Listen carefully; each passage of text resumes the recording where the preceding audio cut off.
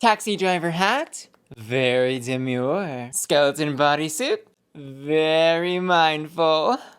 Hi, ugly. It's me, Miss Bussilicious, and welcome back to Hat or Hat. And today we'll be covering the penultimate episode of Canada's Drag Race Canada vs. the World Series 2. Plus we'll be covering PhoneGate, the latest Drag Race drama involving Drag Race Season 16's winner Nymphia Wind, and Drag Race Season 16's loser, Plain Jane. Plus some other queens' reactions along the way. So let's get started with that. So over this past weekend, a now privated ex-user took to their profile to post a clip of them meeting Nymphia Wind at a meet and greet in Spain. And in said clip, we could see this fan going down the line of queens to meet and greet them, giving a hug to each, but Nymphia Wind takes a second to realize that the fan is there because she's on her phone. Roll the clip.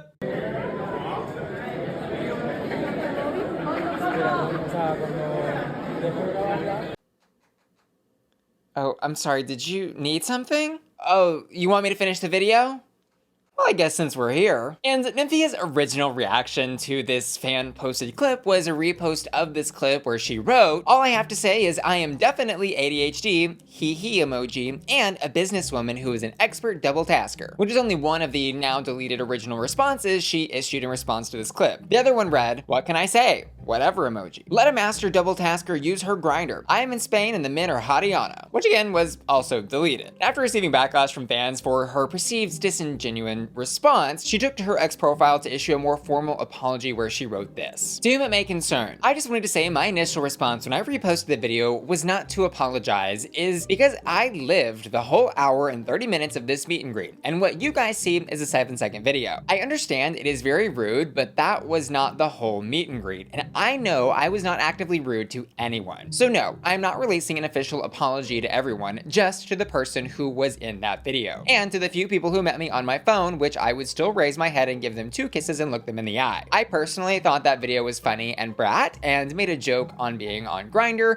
but I was replying to work messages. Y'all can be mad, but I'm living my brat summer." Not very demure. Not very mindful, but very brat. And also attached to this apology to that one person, she included some videos where she was more active in the meet and greet session. And as you can imagine, reactions to this PhoneGate situation were mixed across the board. Chanel and Rex, the Drag Race España Season 3 queen, took to her social media profiles to write this, which by the way was translated by a very nice Reddit user. Thank you. "You guys are gonna drag me for this, but I don't care. We have a platform because of the fans. We make a living thanks to them. Leave the phone backstage and interact with those who spent their money to meet you. Period." And Cheryl, minus the hole, seemingly addressed this situation in a post to her ex profile, writing this: "The way some of you will blindly defend your fave's behavior when it is totally unacceptable and so many other queens agree it's wrong. Silly goofy emoji, grimace emoji, phone emoji." And most of the fan-based reactions were pretty upset as well, which is understandable because if I were someone who was looking to purchase a meet and greet ticket, I certainly wouldn't want to walk into a room full of queens all sitting on their phones, not looking excited or interested in me being there. Especially considering these meet and greet tickets can cost $1, $2, $3, $4, $500. Like, shit gets expensive. But eventually the person who originally posted this clip took to their profile to defend Nymphia, writing this: "Nymphia has written an apology to me for being on her phone saying it was about her job and that she hopes I had a good night. Stop attacking her, please. It wasn't my intention of this tweet to turn the situation into a huge issue," which was originally written in another language, but I've done my best to translate. But some of the more fun responses we saw from queens regarding PhoneGate were the less serious ones from queens like Mistress Isabelle Brooks, who wrote this: "Let me tell you a story. I did a gig with Nymphia while the season was airing. We didn't have to do a meet and greet. She looks at me and goes, 'You really want to do a meet and greet? They look like they want to meet us.' I said, 'Sure, I'm down.' She goes, 'I don't want to meet them. I hate F words. I'd rather play Candy Crush.' I get that that video isn't a good look, but to be doing a whole like witch hunt based on 5 seconds is correct to me. Newsflash, she is the monster y'all are trying so hard to make her to be."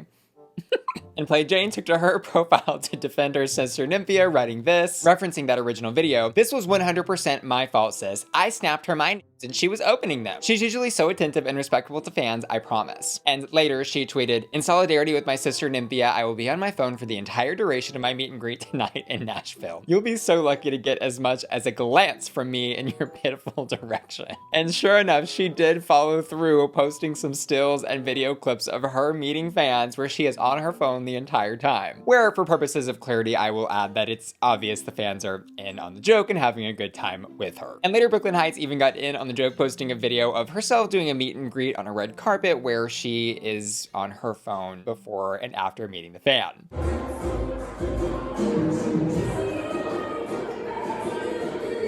And Nymphia later took to her social profiles to address the situation again, this time in a video clip saying this. Hi y'all. I don't know what has gotten into me today, but I'm very on Twitter today. It's my first scandal, and I'm taking advantage of it. Having a good time. Having a good time, kicking with the fans. And I'll see you tonight at the Manor Complex in Fort Lauderdale. And I will be on my phone at the meet and greet, but I will still look you in the eye. Oh, sorry. And now with PhoneGate out of the way, this is a perfect time to remind you that this channel would not be possible without the generous support of my loving patrons over at patreon.com/bussyqueen. That's my members-only website where my patron family gets tons of exclusive member benefits like early access to my YouTube videos and exclusive access to reactions I record every single week for every episode of Drag Race I review. Seriously though, you're missing out if you're not subscribed to my Patreon. Because if you're not watching Bussy Queen's Patreon, you're only getting 43% of the story.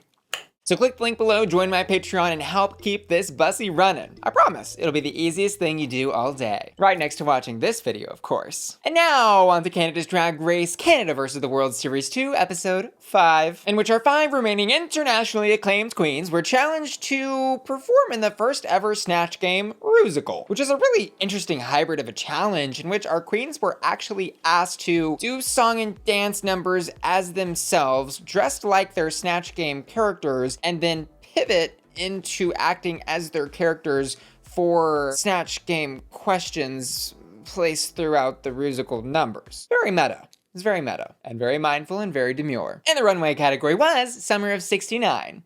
Nice. And now in the order they hit the runway, first up, bam! It's Alexis Mateo, who's giving us a Priscilla Presley-inspired look for her Summer of '69 runway. And this look is gorgeous. It seriously is one of my favorite on the runway tonight, and one of my favorites that I think I've ever seen Alexis in. There's something about the simplicity and the dragged up nature of this costume. Like, it's a great intersectional piece there, especially for someone like Alexis, who I do think so often plays into that high glam, high pageant drag. It's nice to see her pull that back a little bit and say, well, here's some fashion, here's some realness, but also keeping it very drag. Like with those big oversized white buttons, the flower detail, and that tie-dye fabric, the boots. Mama, it's a serve, and I can think of 69 reasons that this look is hot.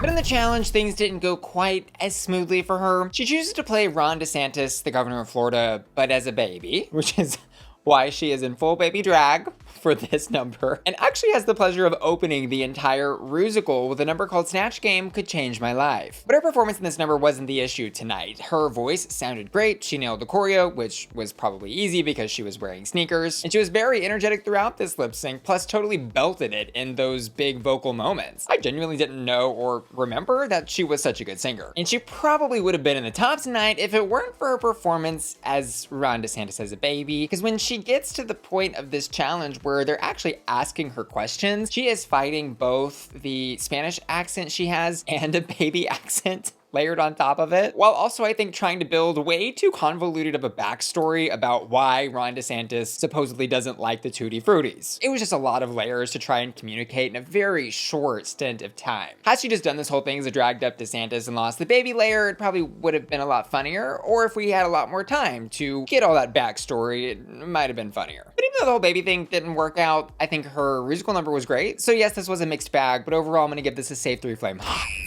And next up, it's time for something sweet and sour. It's Lemon, who on the runway is paying homage to the late, great Judy Garland, who, as Drag Race historians will remember, was tragically killed by Jinx Monsoon's makeover partner back in 1969. Or so rumor has it. On a real note though, this look is a gag. Gagatron drive. Gaggaroni macaroni. And I love how she has done the look in full grayscale to pay homage to the Wizard of Oz film, which was partly in black and white, except for the detail of the ruby red slippers being fully colorized on her feet, because she's literally stoned from her head to feet. That was a callback to her rap. And although I was making a joking reference about the Jinx Monsoon makeover partner thing, the reason she is dressed as Judy for this summer of 69 runway is because that is actually the year that Judy Garland passed. And as a character drag moment, this look is really great, but I was hoping to see like a little element of Lemon and her personality infused into this character. Like maybe she could have done a grander reveal where part of it came off and then she had yellow on the dress underneath. I don't know, just something to say like, this isn't just me doing Judy Garland, this is me doing Judy Garland with a little bit of lemon slice flavor. But beggars can't be choosers, I'm gonna give this look a pat.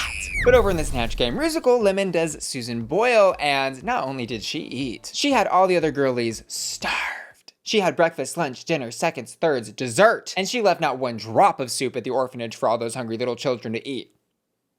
She seriously did kill this challenge though, and it wasn't just the Rusical part, which she slayed with ease. Her singing ability, her performing ability. She was so at home throughout this entire performance. I mean, she had the backup dancers lifting her and dropping her into several different splits. She's running and spinning in the air and dropping into more splits. And her being dressed as Susan Boyle for all this sickening choreo just added another layer of comedy to this performance that made it so worth watching. But as far as her actual Snatch Game responses as Susan Boyle, I was a little upset because we didn't get enough. She absolutely nailed that crazy, almost unintelligible accent and has this awkward characterization to her Susan Boyle drag, and then does this I'm 50 thing at the end that was just a pleasure to watch. This was hot. And next up, it's the dancing diva of Texas, Kennedy Davenport, who on the runway says she is playing homage to Black fashion realness in the summer of 69 when the Black Panther Party was very much on the rise and on the tip of people's tongues. And this look is really cute. I love the hair, and it very clearly is paying homage to that late 60s fashion, but it does feel a tad simple for the Drag Race runway, and so I'm gonna leave this one with a warming up. And in the challenge, she chooses to portray a famous chef, Tabitha Brown. And there is a bit of a kerfuffle between her and Cheryl over the actual Rusical number that she ends up with. Because Cheryl got what she wanted and she was absolutely not backing down. And the number Kennedy ends up with is called the Flop Tango, which happens about midway through this Snatch Game Rusical. And I don't know if it was because she was just unhappy with the role, or maybe she was having an off day, but it was immediately apparent that she did not know the lyrics to her track. She was very much mush-mouthing through those lyrics, despite her pre-recorded vocals actually sounding great. And the choreo she was performing looking incredible. Like, she is one of the few queens who I think could pull off some of the stunts that she did, like that sideways flip onto the table that she has actually done on Drag Race before. And so the Rusical number itself was actually really good, but just missing the final bow of having the lip sync correct for the lyrics. And because it was so entertaining, this might have been a passable performance, but the Tabitha Brown she gave in the Snatch Game responses was just flat, very uninspired. And she just couldn't grasp onto that inner effervescence and bubbliness she usually has in her improv, which makes her so much fun to watch in these challenges. The jokes were not in the room with us, so I'm gonna have to give this performance a pat. And next up it's Cheryl, minus the hoe, who on the runway, let's start with the positives, has a really great hair and mug on tonight. And her legs look amazing. But this dress is, in a word, ugly. It's not cute. Not for me. You may love it and that's great, but I'm not loving it. I am not going to McDonald's for this Happy Meal. There is just something about the way those flowers are like all the same size and all perfectly placed and positioned on the dress that make it look uncanny almost and lacking inspiration. Had they been varied sizes and had little density changes in the pattern, maybe this could have been a cute little dress. But this was another case on the runway tonight of too much realness, not enough concept. And so I'm gonna give this a pat. In the Snatch Game Rusical though, she really finds her light. She chooses to portray Queen Victoria and does a decent job, I think, with the characterization, from the accents to the joke about looking for her Prince Albert. But where she really shined was that ballad performance of Requiem for a Bottom, which was kind of a parody on My Heart Will Go On by Celine Dion from Titanic. And while the Rusical aspect of what she did was deserving of 5 out of 5 hot flames, I wasn't like IJ Bowling at the Snatch Game responses. They were just good. So this is like a 4 flame hot overall for me. And finally, it's the Fabulous Fiercalicious, who on the runway, girl, get ready for this gag, is paying homage to the alleged moon landing of 1969. She hits the runway in a red astronaut suit with pink details and a space pack that even has like her F in glitter writing on it, and a really cool reflective helmet lens. But when she takes that helmet off, she reveals that she's actually been abducted by and converted into an alien. Or she was an alien the whole time, whatever, I'm not really sure, but it's fierce. That pink wig with the black detail, amazing. That third alien eye in her forehead,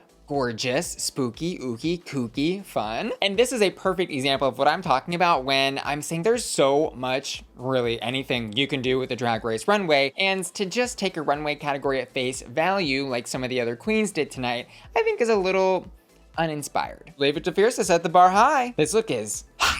But over in the Snatch Game Rusical, she didn't really stick the landing.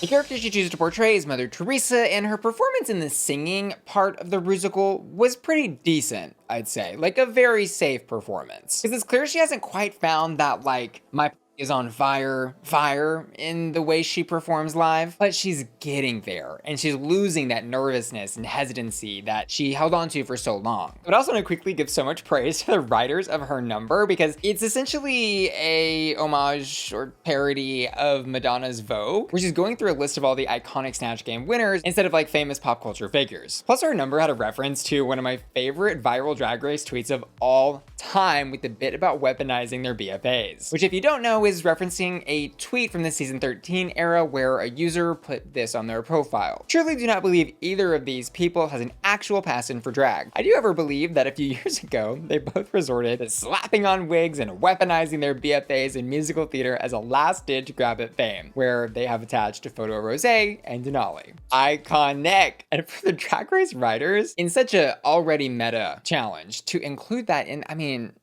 brilliant. Anyways, Fierce did an okay job in the Rusical aspect of this, and did also an okay job in the Snatch Game part. Her opening response was one of the funnier ones, where she snatches her own habit to reveal another habit underneath. And this was kind of just a case of she wasn't the best, so she ended up in the bottom tonight, but I would give this a safe hot. And the judges tonight do ultimately decide to give the win to Lemon, which I absolutely 100% agree with. She was in a league of her own in this Snatch Game Rusical, and with the great power of winning comes the great responsibility of choosing whomst to give the Golden Beaver, of which she can choose from Alexis, Kennedy, or Fiercalicious. And in the Untucked segment, Fierce is definitely gunning for that Golden Beaver because she did, if you'll remember, so graciously give up the opportunity to receive it in last week's episode. And to her credit, she did mostly receive positive praise. However, Brooke did say that she was missing a fire in Miss Fiercalicious' performance, and Alexis also did get pretty good critiques. The worst critiques were actually given to Kennedy tonight, which I do agree with, but this really was Kennedy's first time slipping up. So Lemon, I think, is facing this choice of like, do I want to compete with the best of the best in this season, who is at this time, based on track record, Kennedy Davenport, or do I want to make a competitive choice and give the Beaver to somebody else and risk losing some of the best competition? Ultimately though, she does decide to give the Beaver to Kennedy, which does kind of go against how everyone has decided how they'll award the Beaver, because this is a decision that is reasoned heavily based on Kennedy's track record, instead of who did the best or worst in this specific week. And Fierce did have some thoughts on that, which we will hear in just a second, but the lip sync between Fiercalicious and Alexis Mateo to the How Far I'll Go song from Moana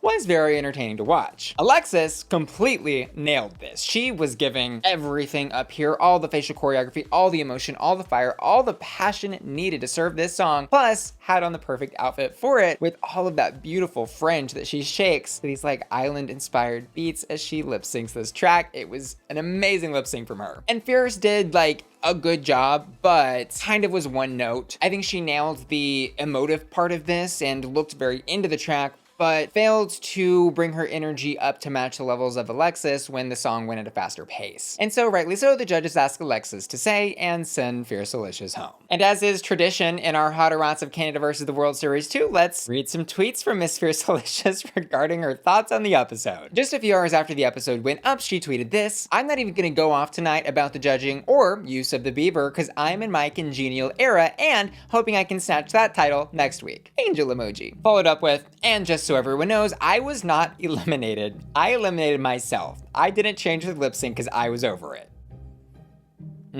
There's that petulant queen coming out. Bratty brat brat. Followed up with, "But let me say one thing. Even though I was annoyed in the moment for not being saved with the Beaver, I can't discredit the fact that the yellow one killed it for the majority of the completion," there I think meaning competition. "And I said from the start that I wanted a Canadian to win, and I can't think of a better representative." Anyways, let's move on to hottest hats.